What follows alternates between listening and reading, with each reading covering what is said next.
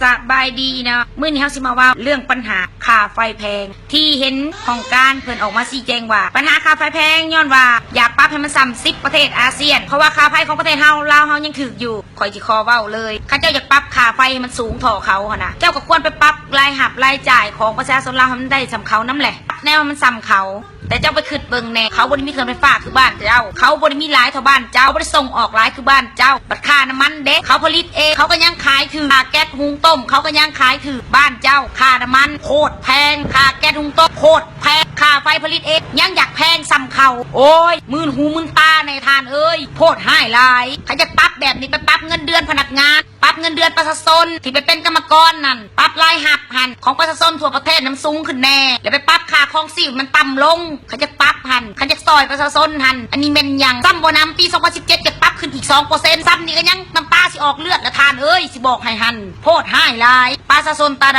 ำๆหาเศร้ากินข้าวแม่ค่าเศร้าขายอยู่ตามหัวไห้ไปนาขายผักขายหญ้าต้องมาเสียค่าไฟตั้งเท่าไรแสนไม่ได้สิได้ไปขายควายแล้วมาจ่ายทานเอ้ยแต่ปรับนั่นปรับนี่มันคือเขาเบิ่งเบ้าหน้าเจ้าของแน่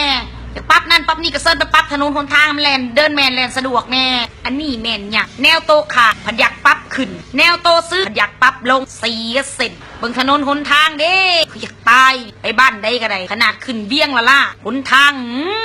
รถแลนสวนก็ตำกันตายบ่ไปปั๊บถนนหนทางหันให้มันดีขึ้นปั๊บตายยังขาไฟนี่ขายส่งออกต่างประเทศอยู่เอาเงินอันนั้นหันไปเฮ็ดทางหันบ่มาละคันแขวกูเลยวินเซิร์นเบิ่งในเด้อคันอยากปั๊บขาไฟให้มันสูงซ้ำอีก10ประเทศเพื่อนบ้านเขาหันกระเซินจะไปบัฟ